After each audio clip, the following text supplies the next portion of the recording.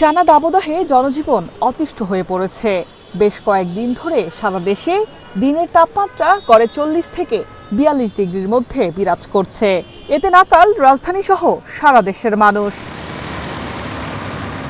প্রচণ্ড গরমে সাধারণ ও কর্মজীবী মানুষের ভোগান্তি বেড়েছে কয়েক গুণ।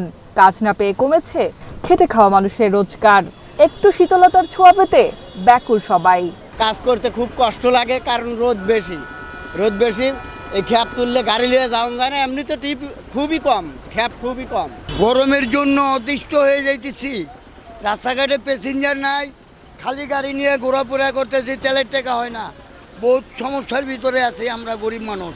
পাগল হয়ে যাম, ঘামে পুরা সব শরীর শেষ হয়ে গেছে।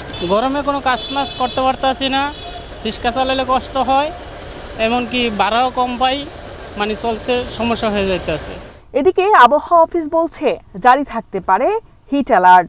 হিট অ্যালার্ট যেটা হচ্ছে, এটা আগামীকাল সকাল 9:30 পর্যন্ত এটা টাইম ফ্রেম আছে। আমরা আগামীকাল 9:30 দেখব যে কোন কোন এলাকায় তাপমাত্রা তুলনায় বেশি থাকবে, বিশেষ করে 38 বা 40-এর কাছাকাছি থাকবে, সেই সব জায়গায় হিট অ্যালার্ট থাকবে। তবে মে মাসের প্রথম সপ্তাহ থেকে দেশ জুড়ে বৃষ্টির পূর্বাভাস দিয়েছে আবহাওয়া অফিস। 2 তারিখ থেকে বৃষ্টির ঘনঘটা বেড়ে যাবে। প্রথমে যেটা হচ্ছে আপনার ময়মনসিংহ, সিলেট, ঢাকা, চট্টগ্রাম এইসব জায়গা 2-3 তারিখে, তারপর গ্র্যাজুয়ালি সারা দেশে এটা বাড়তে থাকবে। আমরা আশা করছি যে 2 থেকে 5 তারিখের মধ্যে সারা দেশে একটা বৃষ্টির সম্ভাবনা রয়েছে। Mitu, Asian television, Dhaka.